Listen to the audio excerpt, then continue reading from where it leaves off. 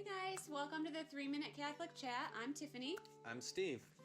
So, my husband and I really wanted to start this channel because we could never remember the gospel from Mass.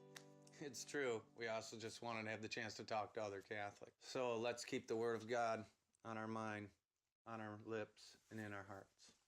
Okay, so let's just jump right into the gospel. This is the 31st Sunday in Ordinary Time.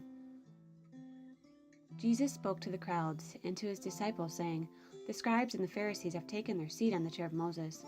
Therefore do and observe all things whatsoever they tell you, but do not follow their example, for they preach, but they do not practice. They tie up heavy burdens hard to carry and lay them on people's shoulders, but will they not lift a finger to move them? Not they. All their works are performed to be seen. They widen their phylacteries and lengthen their tassels. They love places of honor at banquets and seats of honor at synagogues, greetings in marketplaces, and the salutations of Rabbi. As for you, do not be called Rabbi. You have but one teacher, and you are all brothers.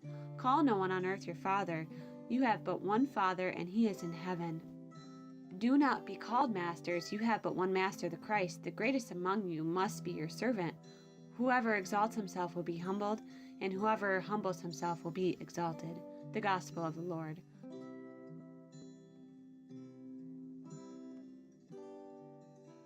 Oh boy, that was a lot of information. What do you think about that? I think Jesus is just steering us away from being hypocrites. The scribes and the Pharisees are walking around in their robes, dancing around, doing anything they can to look cool in front of others. When no one was looking, did they feed the hungry? Did they do the little acts of charity that matter? How about you? Yeah, what I got most out of that is the end where it says that the humble will be raised up. I think it's telling us to put aside our prideful nature and put others first. Isn't that funny? Because society seems to teach just the opposite. Love yourself. Be yourself. You can't love others unless you love yourself first. Yeah, it's funny that society also thinks that the Catholic Church and the rules, that they're like a ball and chain, and that we're, really being tied down. Well, it's not. It's actually a key to happiness that I think Jesus really wants us to have.